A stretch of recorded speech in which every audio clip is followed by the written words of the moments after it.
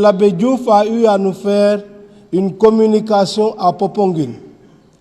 Mais je l'avais trouvée tellement intéressante que j'ai estimé qu'on ne devait pas garder cette réflexion pour les agents pastoraux qui étaient rassemblés à Popenguine.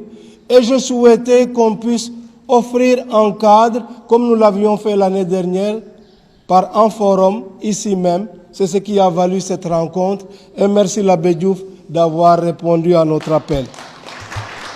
Alors, ça peut permettre de clarifier les choses. Vous n'étiez pas une cible particulière, mais vous étiez une cible pastorale. Et j'ai envie d'utiliser 2 mots grecs pour vous en parler. Comme renouveau charismatique et sa mouvance. Vous êtes un topos, c'est-à-dire un lieu ecclésial, où l'Église se vit, se grandit, s'apprécie, se confesse, se convertit.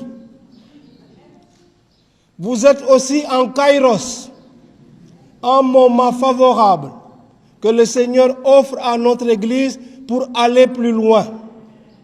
Alors, comme topos et kairos, vous devez faire l'objet d'une évaluation communautaire. C'est ce qui explique pourquoi nous sommes là. Alors, je voulais préciser tout cela avant de dire quelque chose qui me tient beaucoup à cœur. C'est l'apôtre Paul, écrivant aux chrétiens de Galatie, qui leur dit que notre seule fierté soit la croix de notre Seigneur Jésus-Christ. La croix est notre carte d'identité. Et pour chasser le démon, il n'y a pas meilleure arme que la croix. Dans tout ce que nous pouvons faire, si nous portons la croix, si nous nous signons de la croix, le démon s'éloigne de nous. Parce qu'il sait que c'est par la croix que nous avons été sauvés. Alors toutes nos prières, faisons-les à l'ombre de la croix du Christ. C'est l'instrument de notre sanctification. Cette croix, elle est devenue tellement ordinaire que nous la portons sans même plus y penser. J'ai eu l'occasion de faire 2 visites pastorales pendant le carême, à Djahou et à Mipa. J'ai posé la question, pourquoi, quand nous faisons le signe de la croix, nous touchons notre front au nom du Père, nous touchons notre poitrine au nom du Fils, et nous touchons nos épaules au nom de l'Esprit Saint. Quand on regarde notre visage, on est capable de dire, vous êtes le fils d'un tel et d'une telle. C'est Dieu le Père qui nous donne notre identité de fils. C'est pourquoi nous nous signons le front en son nom. Nous touchons notre poitrine au nom du Fils pour avoir les mêmes sentiments que Jésus-Christ a dans son cœur vis-à-vis du Père qu'il a envoyé. Et nous touchons nos épaules au nom de l'Esprit parce que nous savons, comme dit Paul encore, que c'est Dieu, c'est l'Esprit qui nous aide à porter les fardeaux de chaque jour.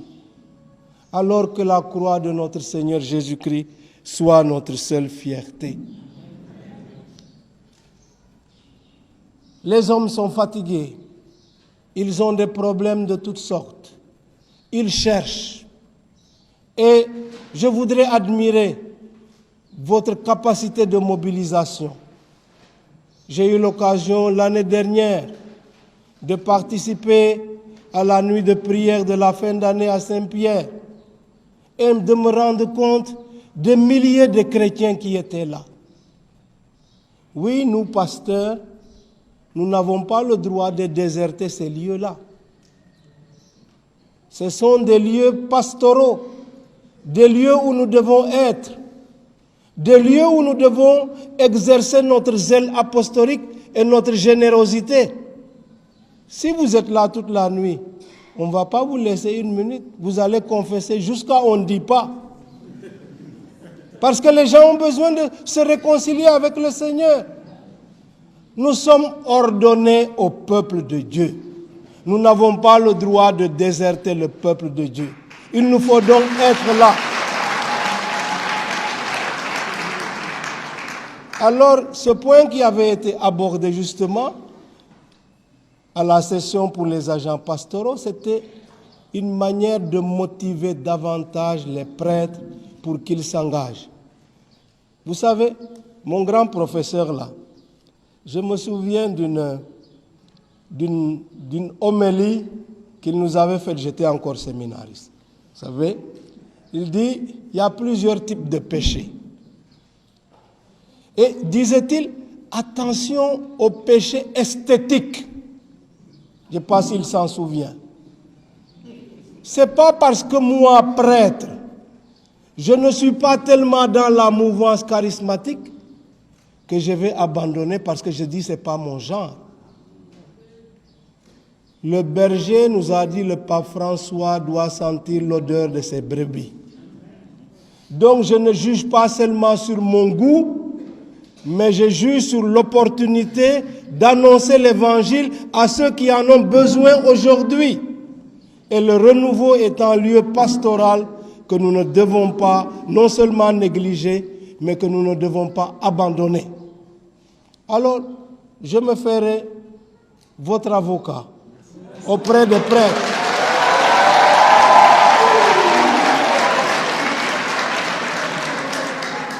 Je me ferai votre avocat auprès des prêtres pour qu'ils soient plus présents, pour qu'ils prient avec vous, pour qu'ils connaissent vos problèmes. Parce que quand vous priez, vous exprimez aussi ce qui vous habite.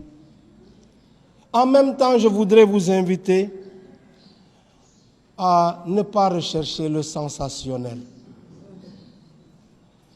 Le pape Saint Jean-Paul II, dans Novo Millenium Ineunte, a dit qu'il rendait grâce à Dieu d'avoir canonisé plein de gens qui se sont sanctifiés dans la vie ordinaire de tous les jours.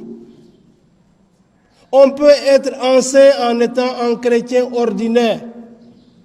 Il paraît d'ailleurs que le 2 avril prochain, le pape François va sortir une nouvelle exhortation apostolique sur la sainteté. Et ça me fait penser à ce qu'on chantait dimanche en Bodjen avec les jeunes. Bari sadar onde fuinte du la minda la wayi flano bengaro. Bari sadar onde fuinte du la minda wayi flano bengaro.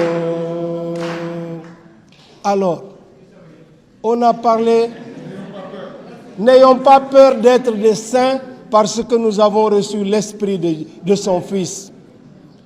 Vous avez parlé de l'Idjata. Je l'ai moi-même reçu, accompagné d'un certain nombre de chrétiens catholiques qui se posaient des questions. Il m'a fait le témoignage de sa vie, passée de l'islam au christianisme. Il se considère comme un miraculé. Bon, je pense que quelqu'un qui a découvert le Christ est en mesure de partager son expérience avec les autres, quelle que soit son obédience. Mais si cela est fait dans le sens de l'accueil, je n'ai rien à dire. Mais n'allons pas chercher des miracles partout.